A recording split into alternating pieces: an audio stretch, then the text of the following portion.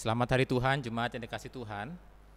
Kita akan bersama-sama mengawali ibadah kita pada hari ini dengan menyiapkan hati kita. Marilah kita bersaat teduh dan sungguh-sungguh mengarahkan hati kita kepada Allah. Mari kita bersaat teduh.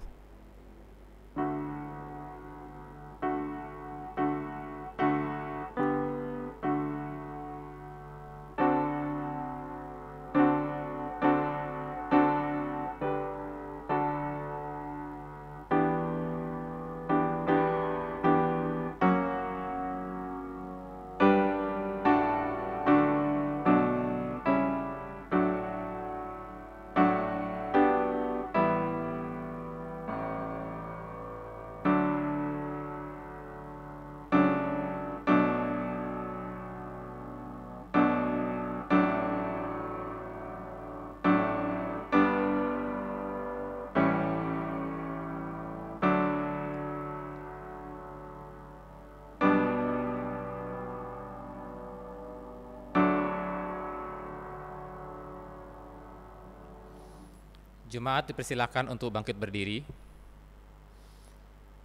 Pilihlah pada hari ini kepada siapa kamu akan beribadah. Aku dan seisi rumahku, kami akan beribadah kepada Tuhan. Anak-anak cucu akan beribadah kepadanya dan akan menceritakan tentang Tuhan kepada angkatan yang akan datang. Janganlah kita menjauhkan diri dari pertemuan-pertemuan ibadah kita seperti dibiasakan oleh beberapa orang. Tetapi marilah kita saling menasihati dan semakin giat melakukannya menjelang hari Tuhan yang mendekat. Jemaat yang dikasihi Tuhan, kebaktian kita pada hari ini terjadi dalam satu keyakinan bahwa pertolongan kita adalah di dalam nama Tuhan yang menjadikan langit dan bumi. Kasih karunia menyertai kamu dan damai sejahtera dari Allah Bapa dan dari Tuhan kita Yesus Kristus.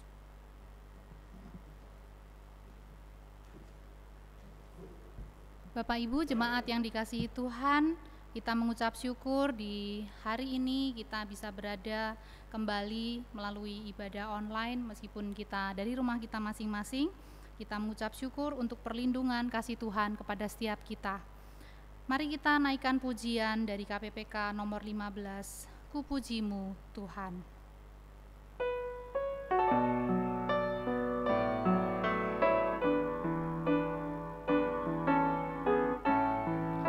Bersyukur Tuhan, oh ku puji namamu. Ku bersyukur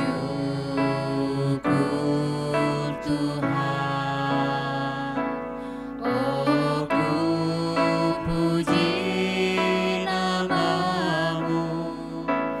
Di antara semua bangsa di bumi, kasih-Mu tak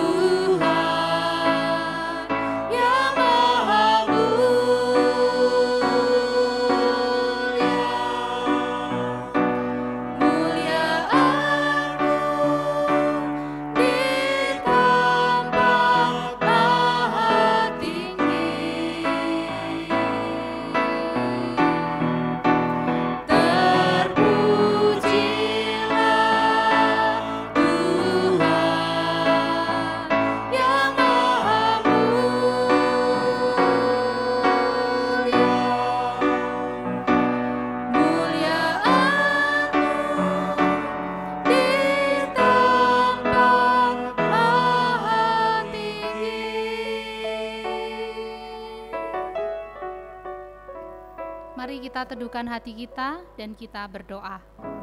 Bapa di dalam surga, kami mengucap syukur Tuhan, Engkau telah memberkati kami dari hari ke hari di dalam aktivitas kami sehari-hari. Hari ini Tuhan kami mengucap syukur kalau pagi ini kami boleh kembali lagi menghadap hadirat Tuhan untuk kami beribadah kepadamu. Tuhan tolong setiap kami untuk kami bisa memberikan waktu kami, memberikan pikiran kami dan diri kami yang terbaik hanya untuk Tuhan. Kami rindu Tuhan, Tuhan berkenan berfirman kepada kami, menyapa setiap kami dan menguatkan kami. Namun ya Tuhan, sebelum kami melanjutkan ibadah kami menyadari bahwa kami merupakan orang yang berdosa. Kami di dalam minggu ini yang berjalan, mungkin kami ada melukai hati sesama kami. Kami gagal untuk melakukan firman Tuhan. Kami mendukakan hati Tuhan. Tuhan tolong ampuni kami. Terima kasih Tuhan untuk pengampunan Tuhan kepada setiap kami, untuk karya Tuhan di kayu salib yang menebus dosa kami, dan melayakkan setiap kami untuk bisa menghampiri tahta Allah. Terima kasih Bapa, pada hari ini Tuhan kami rindu Tuhan dimuliakan melalui ibadah kami, dan kami rindu Tuhan memberkati setiap kami. Terima kasih Bapa, segala pujian, hormat, kemuliaan hanya bagi Tuhan, dan kami akan memberikan waktu dan diri kami sepenuhnya di dalam ibadah ini. Di dalam nama Tuhan Yesus kami berdoa. Amin. Silakan duduk kembali Bapak Ibu jemaat yang dikasihi Tuhan. Kita mengucap syukur kepada Tuhan yang terus memberkati hidup kita, bahkan Dia memberikan nyawanya untuk keselamatan kita, menggantikan kita, mengampuni dosa kita. Dan oleh darah anak domba kita disucikan dan dibenarkan oleh Tuhan. Kita naikkan pujian ini dengan sukacita, oleh darah anak domba. Bapak Ibu boleh bertepuk tangan bersama-sama dan kita naikkan pujian ini dengan penuh sukacita di hadapan Tuhan.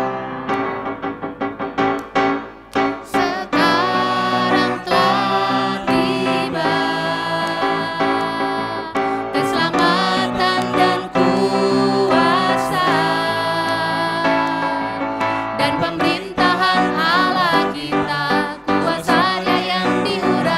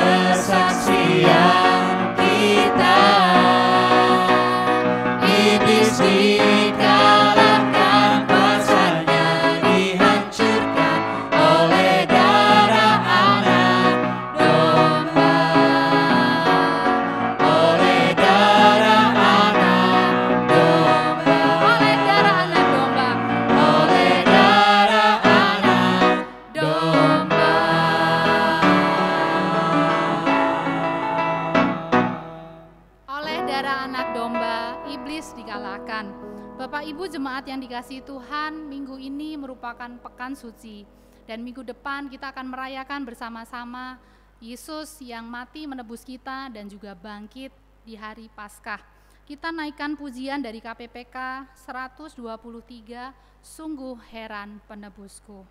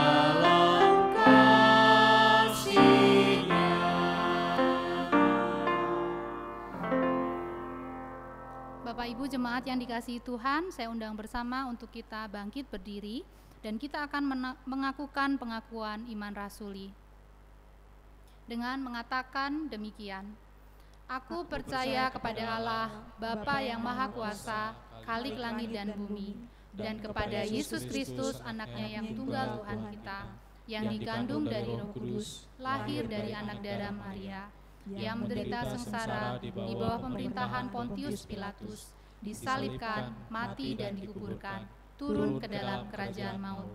Pada hari yang ketiga, bangkit pula dari antara orang mati, naik ke surga, duduk di sebelah kanan Allah, Bapa yang Maha Kuasa, dan dari sana ia akan datang untuk menghakimi orang yang hidup dan yang mati. Aku percaya kepada Roh Kudus, gereja yang kudus dan am, persekutuan orang kudus, pengampunan dosa, kebangkitan tubuh, dan hidup yang kekal. Amin. Bapak Ibu jemaat yang dikasihi Tuhan, kita dengan tetap bangkit berdiri, kita persiapkan hati kita untuk menerima kebenaran firman Tuhan. Kita naikkan pujian, terlalu besar kasih-Mu Bapa. Bapak Ibu jemaat yang dikasihi Tuhan, pengorbanan Tuhan Yesus menebus kita terima dengan cuma-cuma, tetapi bukan karena itu murah, justru itu karena terlalu mahal, sehingga kita tidak mampu untuk membayarnya. Dan lagu pujian ini mengingatkan setiap kita, terlalu besar kasih-Mu Bapa, terlalu mahal darah-Mu Yesus.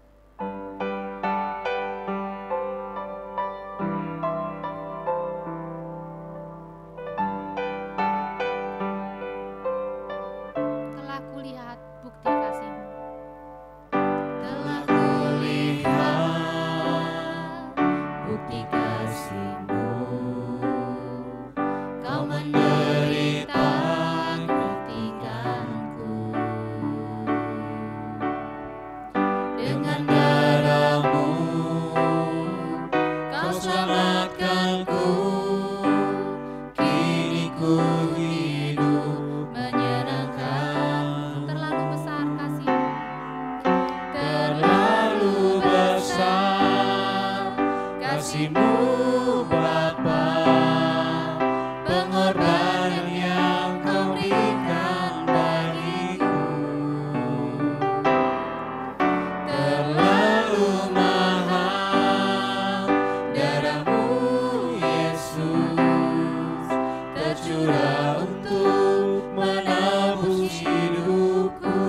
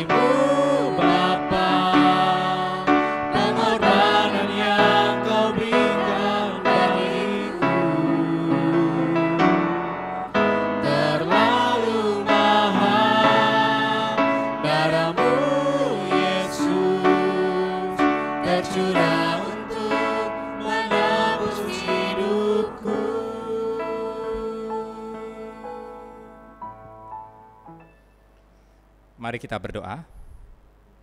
Bapa kami yang di surga, kami rindu untuk merenungkan di dalam pekan suci ini, menyambut Jumat Agung dan peringatan akan kebangkitan Tuhan.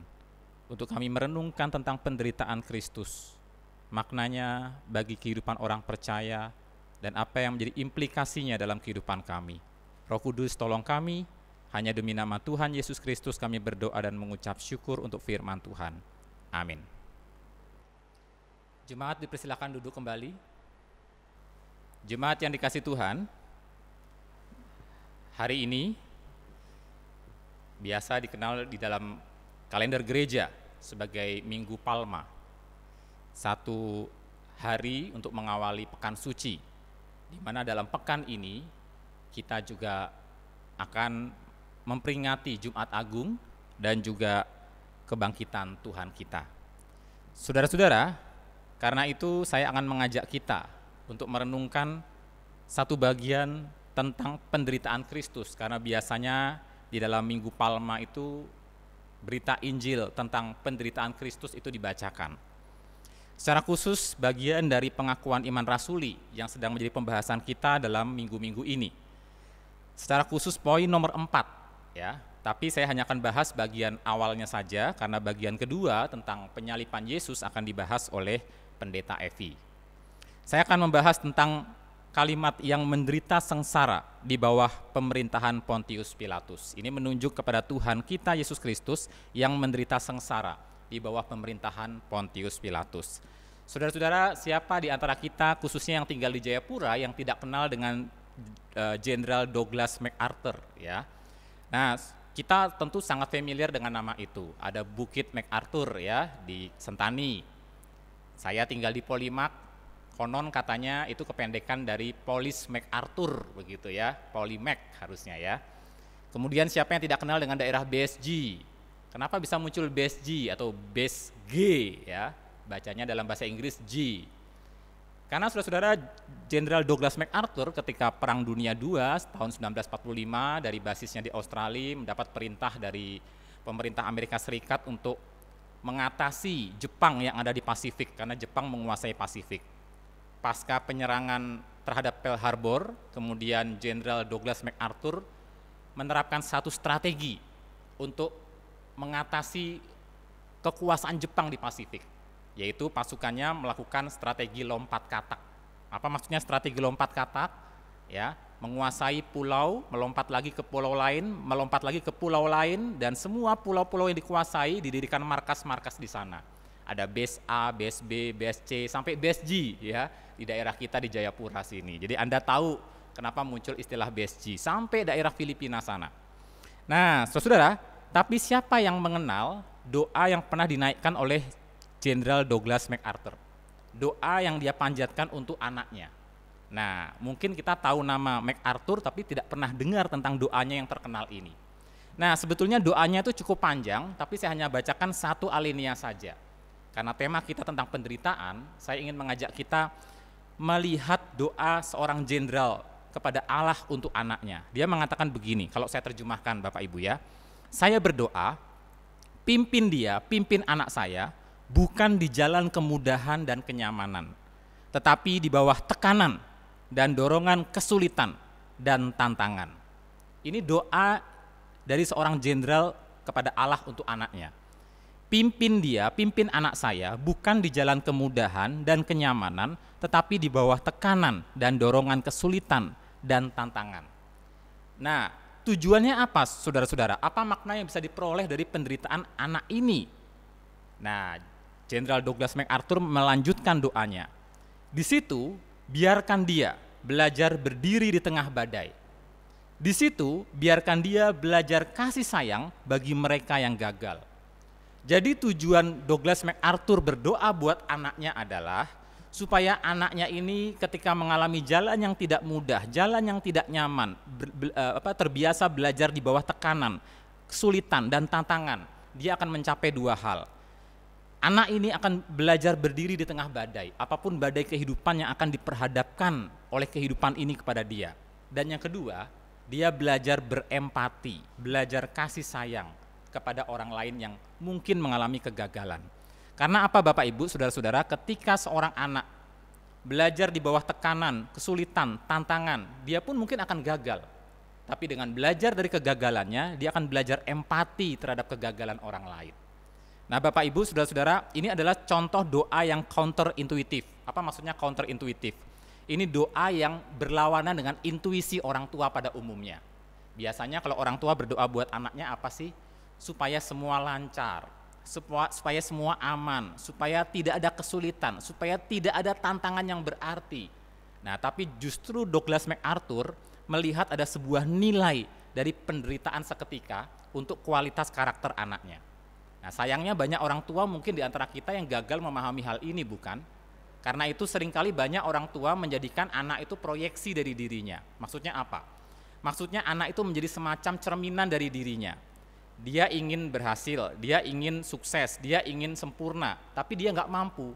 Karena itu dia proyeksikan ke anaknya, maka anaknya harus sempurna, anaknya harus selalu berhasil, anaknya tidak boleh gagal. Sehingga anaknya menjadi anak yang paling stres di dunia, karena ayah dan ibunya penuh dengan tuntutan. Kalau anaknya gagal, kalau anaknya lecet sedikit, dia akan marahi anaknya atau dia akan marahi pihak lain yang melukai anaknya. Karena apa? Karena anaknya itu proyeksi dirinya. Jadi anaknya harus sempurna karena dia ingin sempurna. Dia nggak bisa mencapai sempurna itu, maka dia tuntut anaknya supaya sempurna. Nah, kalau ada orang tua macam gini, cuma satu jawabannya, bertobat, ya. Karena anakmu bukan kamu. Anakmu adalah gambar rupa Allah dengan panggilan Allah bagi dia sendiri, dan anakmu adalah gambar rupa Allah yang memiliki karunia, talenta bagi dirinya, ya, untuk kemuliaan Tuhan, untuk pekerjaan Tuhan yang mau Tuhan titipkan kepada dia. Saudara, Jenderal Douglas MacArthur menaikkan sebuah doa yang counterintuitif, yang berlawanan dengan intuisi. Justru menginginkan anaknya untuk belajar menghadapi tantangan, kesulitan, tekanan, agar dia belajar tidak nyaman dan tidak mudah jalan hidupnya, supaya ketika nanti ada badai, dia mampu berdiri dan dia mampu berempati kepada kegagalan orang lain. Nah, Bapak Ibu Saudara, bicara soal penderitaan. Nah, penderitaan ini juga adalah sesuatu yang counterintuitif, ya, di dalam pandangan kacamata orang-orang di zaman Yesus tentang sosok Mesias. Bagi orang-orang di zaman Yesus, Mesias yang dijanjikan Allah di Perjanjian Lama adalah Mesias yang harusnya tampil dengan kebesaran, tampil dengan sebuah kemuliaan bak raja-raja dunia. Tapi siapa menyangka, bahkan dalam Injil Markus, ya, Tuhan Yesus sampai 3 kali mengatakan kepada para muridnya bahwa Mesias harus menderita. Ini counterintuitif, berlawanan dengan intuisi, bahkan intuisi para murid. Masa Mesias menderita, bahkan mati, disalibkan. Nah Bapak Ibu, tapi hari ini kita belajar tentang penderitaan Kristus sebagai suatu keharusan. Bahasa Latinnya itu passus, dari situ muncul kata Inggris passion. Makanya ada film judulnya Passion of the Christ, itu artinya penderitaan Kristus. Tapi dalam film Passion of the Christ yang disoroti itu hanya beberapa jam, ya, 6 jam sebelum penyalipan dan kematian Yesus. Itu yang disoroti. Padahal nanti kita lihat sebetulnya seluruh kehidupan Yesus dari sejak lahir sampai dia disalibkan adalah sebuah penderitaan. Jadi bukan hanya fokus pada 6 jam terakhir saja sebetulnya The Passion of the Christ itu, tapi merujuk pada seluruh kehidupan Kristus dari lahir sampai penyalipan. Nah, saudara-saudara, dan penderitaan Kristus bukanlah kecelakaan, bukanlah sesuatu yang mengejutkan Kristus atau mengejutkan Allah Bapa. Anakku yang kuutus menderita, Allah kaget-kaget. Tidak demikian. Kisah Rasul 2 ayat 23. Kisah Rasul 2 ayat 23 demikian firman Tuhan. Dia, Yesus, yang diserahkan Allah menurut maksud dan rencananya, telah kamu salibkan dan kamu bunuh oleh tangan bangsa-bangsa durhaka. Saudara, kalau kita mendengar kata Yesus menderita, disalib, dibunuh oleh bangsa-bangsa durhaka, kita sudah mengerti itu. Tapi firman Tuhan ini mengingatkan, mereka hanya ternyata di tangan Allah, sebuah alat untuk mencapai maksud yang lebih besar. Karena ternyata penderitaan Kristus, dikatakan di sini, Allah sendiri yang menyerahkan Yesus menurut maksud dan rencananya. Untuk apa? Untuk Yesus menderita. Jadi penderitaan Yesus adalah bagian dari maksud dan rencana Allah, bukan kecelakaan, bukan sesuatu yang mengejutkan. Allah yang membiarkan bangsa-bangsa durhaka itu menyalibkan, membunuh, menyiksa, menyesah, dan menghina Tuhan Yesus. Tapi di balik semua perilaku buruk mereka, ternyata ada maksud dan rencana Allah sengaja menyerahkan Yesus Kristus anaknya untuk menderita. Nah, itu yang pertama kita perlu pahami. Karena itu saudara, sejak awal pelayanan Tuhan Yesus, Yesus telah mengetahui, bahkan sudah mengalami, bahwa hidupnya di dunia akan merupakan hidup penuh penderitaan. Jadi Yesus sudah sadar sekali, makanya dalam Injil Markus kita mencatat 3 kali dia sudah peringatkan para muridnya, dan para muridnya itu sebetulnya tidak mengerti apa sih orang ini bicara, ya, masa Mesias menderita, tapi Yesus sudah peringatkan sampai 3 kali dalam Injil Markus bahwa Mesias akan menderita, disalibkan, mati, dan bangkit. Jadi dari awal pelayanannya Yesus sudah tahu bahwa dia datang untuk menderita. Ini tentu cita-cita yang juga kontraintuitif. Di mana-mana kalau orang melahirkan anak-anak, ya, pasti doanya ketika anaknya berulang tahun, Pak Pendeta diundang berdoa supaya anaknya itu umur panjang, diberi kesehatan. Jarang ada yang berdoa, misalnya Maria mengundang hamba Tuhan begitu ya, Pak, hamba Tuhan doakan anak saya, namanya Yesus, didoakan. Kami berdoa supaya anak ini menderita dalam hidupnya, supaya anak ini mati di tangan orang-orang durhaka, mati disalib. Itu biasanya doa yang sangat-sangat berlawanan dengan intuisi seorang orang tua, bukan? Orang tua pasti berdoa yang baik-baik. Ulang tahun kasih makan mie goreng supaya umurnya panjang katanya, ya kayak mie begitu ya. Jadi kita melihat ada sesuatu yang counterintuitif. Tapi Yesus datang untuk melaksanakan satu kehidupan yang berbeda dari intuisi manusia. Dia datang memang untuk menderita. Nah, Bapak Ibu, karena itu kesadaran Yesus ini sudah dimulai bahkan dari sejak kecil, ya. Bagaimana dia menderita di masa kecil, umur 12 dia juga bahkan dalam tanda kutip menderita karena orang tuanya, ya saudara ya, yang mencari-cari dia, dan Yesus harus bertanya kepada orang tuanya, tidak tahukah kamu bahwa aku harus ada berada di rumah Bapakku, begitu ya. Dan di dalam masa pelayanan Yesus ketika sudah dewasa, Yesus juga dibaptis, Matius 3 ayat 16. Dia dibaptis bukan karena dia berdosa, tapi untuk menyatakan solidaritasnya, dia turun ke dunia untuk menjadi sama seperti manusia, mengambil daging untuk menderita dan bahkan mati. Jadi pembaptisan Yesus juga sebagai sebuah penunjuk akan kematiannya. Markus 2 ayat 20, Yesus sudah memperingatkan kepada para murid bahwa mempelai itu, Yesus Kristus, akan diambil dari antara para murid. Lukas 4 ayat 1, Yesus mengalami di awal pelayanannya bagaimana dia dituntun Roh Kudus untuk ke padang gurun mengalami pencobaan. Dia dicobai oleh iblis. Yohanes 2 ayat 19, Yesus mengatakan, rombak bait Allah ini, dan Yesus akan membangunnya kembali. Itu menunjuk kepada kematiannya, ya, yaitu sang bait Allah ini akan mati, tetapi Yesus akan bangkit pada hari yang ketiga. Jadi dari sejak awal pelayanannya, Yesus sudah tahu dia memang datang untuk menderita. Nah, Bapak Ibu Saudara, karena itu apa sih arti atau makna kata menderita sengsara dalam kalimat pengakuan iman rasuli? Saya akan mengutipkan dari satu bahan katekismus, bahan katekisasi dari tahun 1563, yaitu katekismus Heidelberg, yang diajarkan di antara gereja-gereja Protestan dari abad ke abad, khususnya pertanyaan dan jawaban nomor 37. Pertanyaannya, apa arti kata menderita menurut saudara? Jawabannya, artinya Kristus telah menanggung murka Allah atas dosa seluruh umat manusia pada tubuh dan jiwanya selama dia hidup di dunia ini, tetapi terutama pada akhir hidupnya. Jadi Yesus, Bapak Ibu Saudara, menanggung murka Allah atas dosa bukan hanya pada waktu dia mati di kayu salib, tapi seluruh hidupnya. Selama dia hidup di dunia ini, dia menanggung murka Allah, mengalami akibat-akibat dosa dalam dagingnya. Yesaya 53 ayat 3 sampai 4. Secara khusus saya bacakan Yesaya 53 ayat 3 bagi kita semua. Demikian firman Tuhan. Ia dihina dan dihindari orang, seseorang yang penuh kesengsaraan dan yang biasa menderita kesakitan. Yesus dinubuatkan dalam Yesaya 53, seseorang yang penuh kesengsaraan dan biasa menderita kesakitan. Karena memang seluruh hidupnya, dari dia lahir, melayani, sampai mati adalah penderitaan. Seluruh hidupnya adalah kehidupan menanggung murka Allah atas dosa manusia. Nah, saya lanjutkan kalimat dari katekismus Heidelberg ya.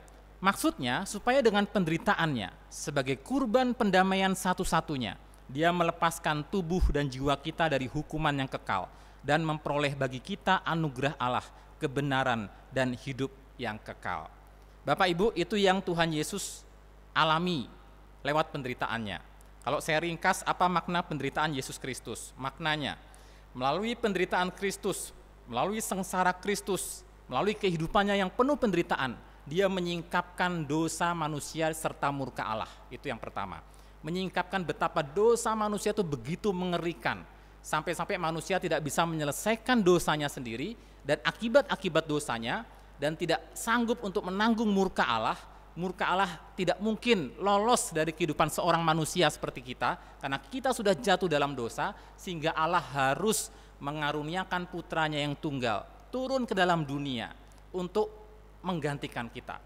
Menggantikan kita apa? Menghidupi hidup yang tidak mampu kita lakukan. Itu yang pertama. Dan yang kedua, untuk menderita penderitaan ya yang harusnya kita pikul.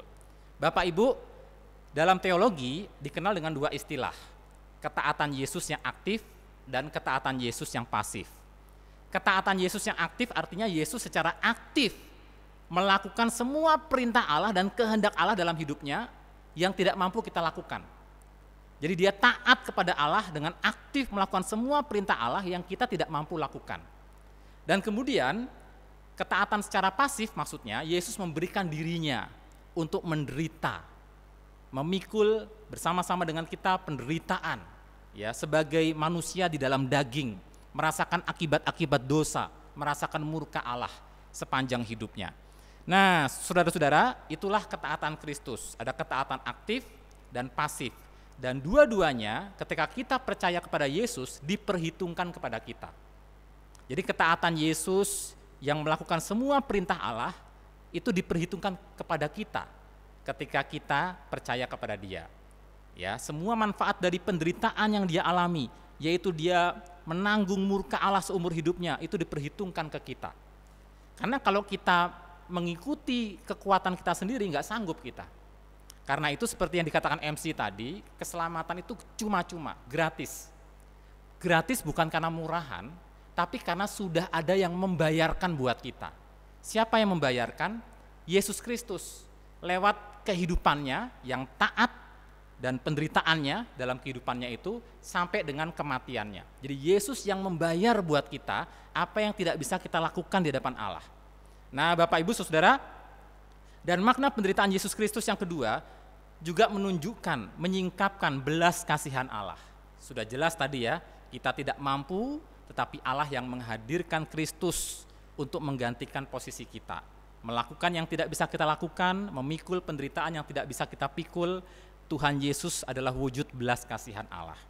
Nah, saya bacakan Ibrani 5 ayat 8 sampai 9. Dan sekalipun ia adalah anak, Yesus adalah anak Allah. Ia telah belajar menjadi taat dari apa yang telah dideritanya. Dia belajar menjadi taat dari apa yang telah dideritanya. Dan sesudah ia mencapai kesempurnaannya, maksudnya ketika karyanya sudah mencapai sempurna lewat kematian dan kebangkitannya, ia menjadi pokok keselamatan yang abadi bagi semua orang yang taat kepadanya.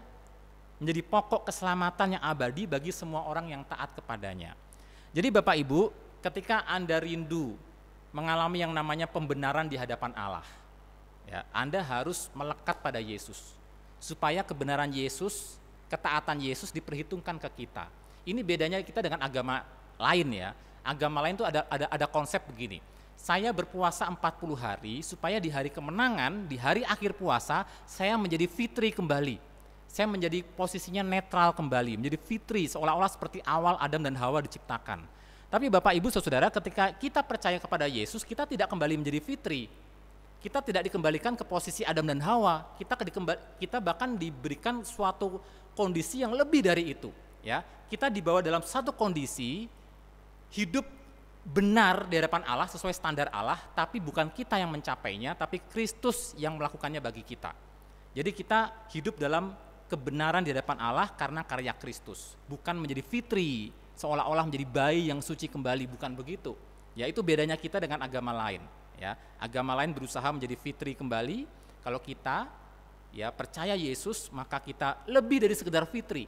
Kita dibenarkan mencapai standar yang memang Allah inginkan. Tapi bukan kita yang mengerjakan, tapi Kristus yang mengerjakan. Kita melekat pada Yesus supaya kebenarannya diperhitungkan ke kita. Nah, Bapak Ibu Saudara, lalu apa maksud kalimat di bawah Pontius Pilatus? Mengapa ada kalimat Pontius Pilatus disebut-sebut dalam pengakuan iman rasuli? Ini kan orang kafir. Kalau mau sebut nama orang di dalam pengakuan iman rasuli, pilihlah nama yang bagus-bagus gitu loh. Ya, pilih nama Petrus kayak Paulus kayak. Kenapa yang muncul Pontius Pilatus? Kan tiap minggu disebut-sebut. Kita ingatnya dia terus. Ngapain dia disebut? Nah, Bapak Ibu, tapi ada maksud kenapa nama Pontius Pilatus disebut. Hanya ada 2 nama yang disebut di dalam pengakuan iman rasuli, yaitu Maria, ya, dan yang kedua Pontius Pilatus. Kenapa Pontius Pilatus? Yang pertama, ini untuk menunjukkan bahwa penderitaan Yesus benar-benar merupakan peristiwa yang terjadi di tengah-tengah sejarah dunia. Peristiwa penderitaan Yesus itu bukan dongeng, ya, dan itu benar-benar terjadi dalam daging, dalam kehidupan sejarah manusia, karena tokoh Pontius Pilatus benar-benar ada dalam sejarah dunia. Nah, Bapak Ibu, ini melawan pandangan Gnostik yang menganggap kehidupan Kristen yang tinggi itu adalah kehidupan yang fokusnya pada yang rohani, yang daging ini najis. Tidak najis menurut firman Tuhan. Karena apa? Karena Yesus datang mengambil rupa manusia. Dan ini juga melawan pandangan doketisme. Doketisme berpandangan bahwa Yesus itu datang ke dunia itu kelihatannya saja kayak manusia, tapi sebetulnya dia bukan manusia, hanya rohnya saja, ya. Tapi dia tidak benar-benar menjadi daging. Ini pun kita tentang, karena jelas-jelas ada kalimat di bawah pemerintahan Pontius Pilatus. Artinya Yesus benar-benar eksis dalam panggung sejarah dunia. Penderitaannya pun real, fakta. Dan yang kedua, kalimat di bawah Pontius Pilatus juga menunjukkan pelajaran kedua, bahwa penderitaan Yesus harus berujung pada penggenapan nubuat. Sebetulnya kalau Yesus mau dihukum mati oleh orang Yahudi dengan dilempari batu, dirajam kayak Stefanus, bisa aja. Tapi kalau Yesus dirajam, ya pakai batu, berarti kan dia mati tidak menggenapi kitab suci. Karena Alkitab Perjanjian Lama menubuatkan, ya, Yesus sendiri menubuatkan bahwa dia harus digantung. Dia harus digantung di atas kayu, ya, supaya dari ketika dia ditinggikan, dia membawa semua orang datang kepadanya. Saudara, jadi kita melihat bahwa orang yang digantung itu adalah orang yang terkutuk, yang sangat terkutuk dan terhina. Nah, hanya orang Romawi yang mungkin melakukan itu. Hukuman yang paling hina yang dipraktekkan hanya oleh orang Romawi untuk penjahat yang paling hina dari bangsa non-Romawi. Nah, Bapak Ibu, dan Yesus orang non-Romawi. Dia menerima hukuman dari orang Romawi bernama Pontius Pilatus, maka hukumannya adalah digantung di kayu salib. Itu menggenapi nubuat. Saudara, yang ketiga, penderitaan Yesus harus di bawah Pontius Pilatus untuk memperlihatkan bahwa Yesus sungguh-sungguh tidak bersalah. Apa artinya Yesus sungguh-sungguh tidak bersalah, Bapak Ibu Saudara? Kalau kita lihat dan kita baca dalam kisah di Injil, di mana ketika Yesus diadili oleh Pontius Pilatus, ya, sampai 3 kali Pontius Pilatus itu mengatakan kepada orang Yahudi, aku tidak menemukan kesalahan pada diri Yesus. 3 kali loh, ya. Jadi jelas-jelas pengadilan duniawi mengklaim Yesus tidak bersalah. Pengadilan duniawi menyatakan Yesus tidak bersalah. Nah, saudara, tetapi toh Yesus dihukum mati juga. Ya, tapi hukuman matinya itu justru menunjukkan bahwa dia sebetulnya tidak bersalah, tapi dianggap bersalah oleh pengadilan yang sudah pasti salah, begitu ya. Nah, sekarang saya akan bacakan penjelasan dari Katekismus Heidelberg untuk pertanyaan dan jawaban nomor 38. Pertanyaan 38, mengapa Yesus menderita di bawah hakim Pontius Pilatus? Jawabannya, supaya dia, Kristus, walaupun tidak bersalah, dihukum di hadapan pengadilan dunia, dan dengan demikian meluputkan kita dari hukuman Allah yang keras yang hendak dilaksanakan atas kita. Yesus jelas tidak bersalah, tapi dinyatakan bersalah oleh dunia. Dia menanggung lewat kematiannya itu, ya, hukuman yang harusnya kita pikul. Nah, Bapak Ibu Saudara, berikutnya poin keempat, mengapa harus di bawah Pontius Pilatus? Pontius Pilatus itu mewakili kita non-Israel. Sebetulnya waktu kita menyebutkan dalam pengakuan iman rasuli menderita di bawah pemerintahan Pontius Pilatus, harusnya kita ingat diri kita sendiri. Karena Pontius Pilatus non-Israel, kita pun non-Israel. Dan non-Israel yang bernama Pontius Pilatus ini turut mengesah dan turut membunuh Yesus. Tapi dia cuci tangan. Dia cuci tangan karena dia tidak mau kedamaian kekuasaannya itu menjadi kacau, ya. Kalau negeri yang dia kuasai kacau, dia akan dihukum oleh Kaisar Romawi, Kaisar Tiberius. Daripada saya yang mati, mendingan satu orang ini mati. Dia cuci tangan karena dia tahu Yesus tidak bersalah, tapi dia cuci tangan.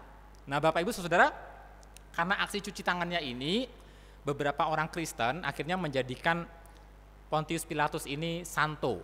Contohnya gereja-gereja di Ethiopia itu justru menjadikan Pontius Pilatus dan istrinya itu santo dan santa. Ada peringatan kepada Santo Pontius Pilatus begitu ya. Tapi bagi kita, aksi ini menunjukkan sebuah sikap kepengecutan. Ya, sikap di mana dia tidak mau berdiri di atas kebenaran, meskipun dia bertanya, apa itu kebenaran? Saudara, tapi ini adalah sebetulnya mewakili sikap kita. Kita juga adalah orang-orang yang telah mengesah dan membunuh Yesus. Kita adalah orang-orang yang memusuhi Allah, dan kita cuci tangan. Kita menganggap diri kita tidak bersalah, kita menganggap diri kita baik-baik saja, tetapi Tuhan untungnya beranugerah kepada kita untuk menyadarkan kepada kita apa yang sebetulnya menjadi perbuatan kita. Yesus mati untuk dosa-dosa kita, Yesus mati untuk pelanggaran kita, Dia menggantikan kita. Nah, kita tidak bisa lagi cuci tangan, kita hanya bisa tunduk dan mengaku, ya Tuhan, aku sungguh orang berdosa. Nah, yang terakhir, yang kelima, apa arti kata di bawah Pontius Pilatus? Pontius Pilatus mewakili kuasa duniawi yang termasuk pula zaman dunia ini, yaitu zaman ketika Yesus yang diwakili oleh tubuhnya itu gereja masih menderita hingga saat ini. Ketika kita mengucapkan dan menderita di bawah Pontius Pilatus, itu artinya kita mengatakan Yesus telah mati di bawah kuasa duniawi, termasuk kuasa duniawi yang ada di zaman ini. Itu artinya Yesus masih menderita sampai sekarang, dalam pengertian tubuhnya, yaitu gerejanya, masih menderita sampai saat ini. Ketika Paulus menganiaya orang Kristen, Yesus menjumpai dia, dan Yesus mengatakan, Paulus, Paulus, mengapa kamu menganiaya aku? Mengapa kamu menganiaya aku? Nah, artinya apa? Menganiaya gereja Tuhan berarti menganiaya Kristus. Berarti hingga hari ini banyak orang membuat orang Kristen menderita, dan dengan sengaja orang ingin membuat Kristus menderita. Sampai detik ini, selama kita mengucapkan pengakuan iman rasuli, kita masih menemukan tubuh Kristus dan Kristus sendiri menderita di dalam gerejanya. Nah, Bapak Ibu Saudara, karena itu kita harus ingat ada 2 poin sebagai penutup bagi kita hari ini. 2 poin penting.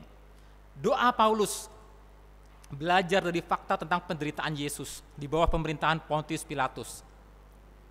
Paulus dalam Filipi 3 ayat 10-11 mengatakan begini, yang ku kehendaki ialah mengenal Allah, mengenal Dia, dan kuasa kebangkitannya, kuasa Kristus dan kebangkitan Kristus, dan persekutuan dalam penderitaannya, di mana aku menjadi serupa dengan Dia dalam kematiannya, supaya aku akhirnya beroleh kebangkitan dari antara orang mati. Filipi 3 ayat 10-11. Lagi-lagi doa yang counterintuitif, yang berlawanan dengan intuisi. Yang ku kehendaki bersekutu dalam penderitaan Kristus. Bapak Ibu, apakah ini menjadi doa kita juga? Maksud doa ini bukan supaya kita kemudian cari mati kemana-mana ya, bikin masalah sama orang agama lain, bukan. Apa artinya bersekutu dalam penderitaan Kristus? Artinya kita percaya kepada Yesus, ya, dan dengan demikian segala manfaat dari penderitaan Kristus diperhitungkan ke kita.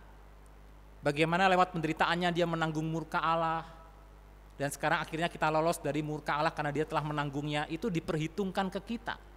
Jadi persekutuan dalam penderitaan Kristus artinya kita percaya kepada Yesus supaya semua manfaat dari penderitaan Kristus diperhitungkan ke kita. Ketaatannya selama menderita di dunia diperhitungkan ke kita. Ya, kebenarannya selama Dia hidup di dunia diperhitungkan ke kita sampai dengan kematiannya. Tapi untuk kematian nanti Bu Evi yang bahas ya. Bapak Ibu Saudara, jadi kita melihat bersekutu dalam penderitaannya artinya kita menempel pada Yesus. Ya, supaya semua manfaat-manfaat penderitaannya itu kita alami. Ya, karena kita ada di dalam Dia. Nah, tapi apakah itu berarti kita pasif ya? Oh, Yesus sudah menanggung semuanya, Yesus sudah melakukan semuanya, lalu apa bagian saya? Nah, ingat ayat yang lain, Ibrani 12 ayat 1. Karena kita mempunyai banyak saksi, bagaikan awan yang mengelilingi kita, marilah kita menanggalkan semua beban dan dosa yang begitu merintangi kita, dan berlomba dengan tekun dalam perlombaan yang diwajibkan bagi kita.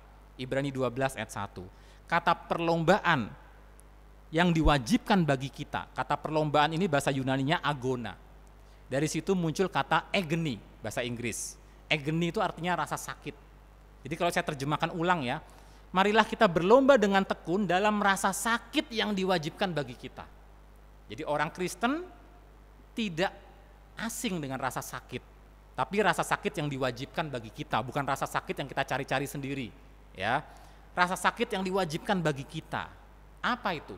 Tentu rasa sakit karena mengikut Yesus, ya, di mana kita tidak seperti Kristus tidak punya tempat untuk meletakkan kepalanya, demikian juga kita, ya.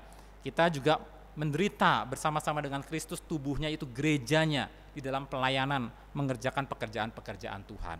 Nah, Bapak Ibu, apa perlombaan yang diwajibkan bagi kita hari ini di mana kita melakukannya untuk Kristus? Kerjakan itu dengan tekun. Ya, berlombalah dalam perlombaan yang diwajibkan itu.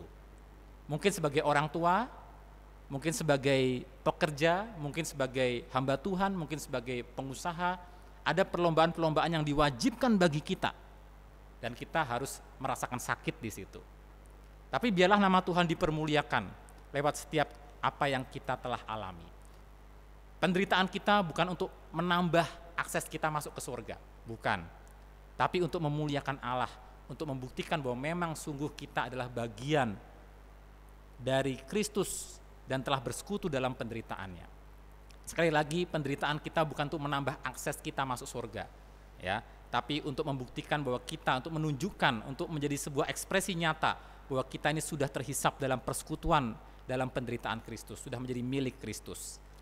Saudara, kita akan menaikkan pujian, sebuah pujian sebelum kita bersyafaat bersama-sama, yaitu pujian dari KPPK nomor 314, Penghormatanku. Biarlah melalui pujian ini kita belajar untuk sungguh-sungguh mengucap syukur kepada Allah atas apa yang Ia kerjakan lewat hidupnya menderita bagi kita. Dan kita memuliakan Dia atas semua karyanya ini. Mari kita menaikkan pujian ini bersama-sama.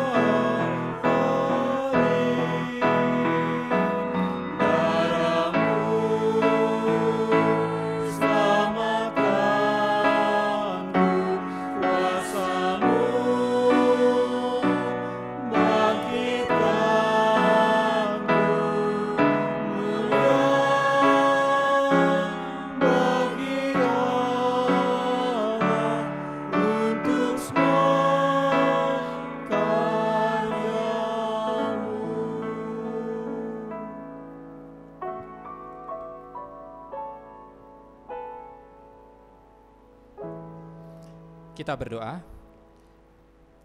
Bapa kami yang di surga, kami mengucap syukur terima kasih karena firman Tuhan mengingatkan kami akan karya-karya Allah yang begitu besar dalam hidup kami.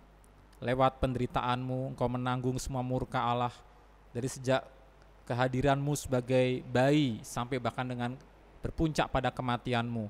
Engkau semua melakukannya bagi kami. Ketaatan aktif-Mu dan juga ketaatan pasif-Mu bagi kami diperhitungkan kepada kami ketika kami percaya kepada Engkau.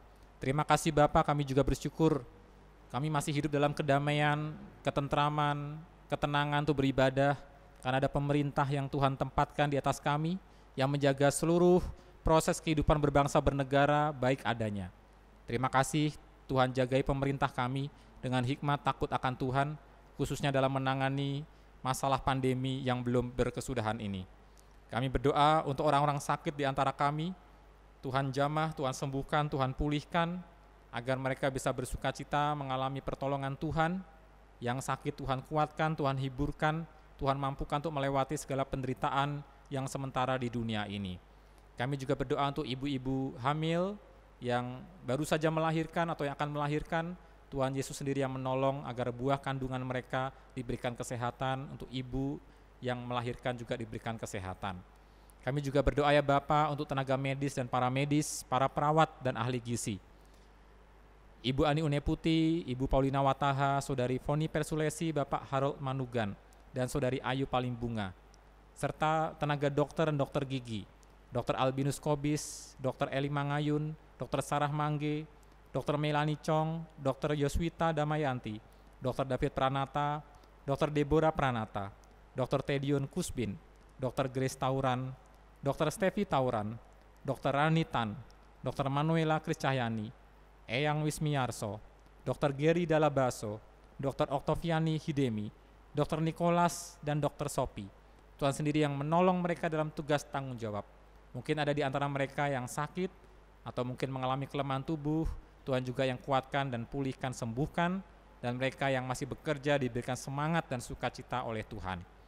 Untuk keluarga, pekerjaan dan masa depan masing-masing anggota jemaat, Tuhan juga berkati dan sertai. Agar keluarga-keluarga diberikan sukacita dalam kebersamaan mereka, mungkin di rumah saja, mereka semakin bertumbuh dalam pengenalan satu dengan yang lain. Pekerjaan-pekerjaan kami dalam masa-masa sulit ini juga Tuhan tolong. Ada rezeki yang Tuhan berikan lewat pekerjaan kami, meskipun mungkin banyak kesulitan yang kami hadapi. Kami berdoa Bapa juga untuk anak-anak kami yang menempuh pendidikan dan masa depan mereka, baik di Jayapura maupun di luar Jayapura. Tuhan tolong sertai mereka semua agar tetap bergembira, bersuka cita, tetap semangat, dan melakukan semuanya seperti untuk Tuhan, bukan untuk manusia. Cita-cita mereka di masa depan Tuhan yang pelihara, Tuhan yang jagai, dan Tuhan yang tolong mereka bisa menyongsongnya dengan bertanggung jawab. Kami berdoa untuk persembahan syukur jemaat yang telah dipersembahkan. Biarlah ini menjadi persembahan yang sungguh-sungguh dipakai Tuhan, menjadi cara Tuhan untuk menopang pelayanan kami, pelayanan gereja Tuhan, dan nama Tuhan dimuliakan, gereja kerajaan Allah juga semakin berkembang di kota Jayapura ini secara khusus. Terima kasih Bapak, terima kasih. Hanya demi nama Tuhan Yesus Kristus kami berdoa dan mengucapkan syukur kepada Bapa di surga. Amin. Mari kita memuliakan Allah, menaikkan doksologi dengan bangkit berdiri. Saya persilahkan jemaat bangkit berdiri, kita nyanyikan pujian kepada Allah Tritunggal.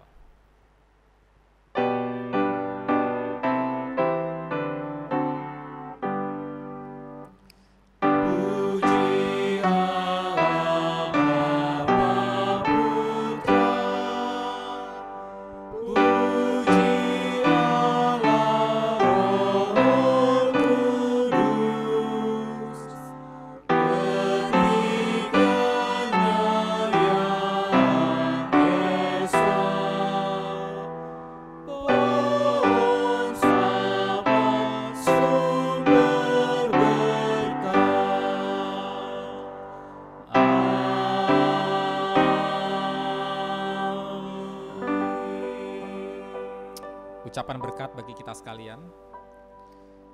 Tuhan memberkati kita dan melindungi kita. Tuhan menyinari saudara-saudara sekalian dengan wajah Allah dan memberikan saudara sekalian kasih karunia.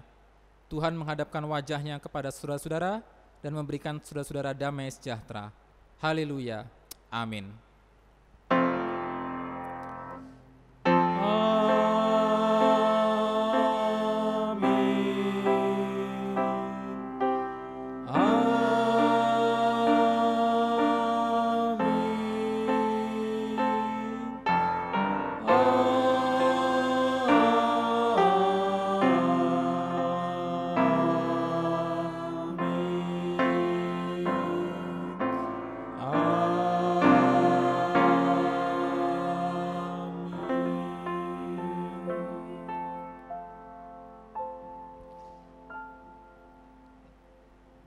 Ibadah selesai, jemaat yang dikasih Tuhan, selamat menyongsong Jumat Agung dan selamat menyongsong kebaktian peringatan kebangkitan Tuhan kita. Nama Tuhan dimuliakan, selamat hari Tuhan.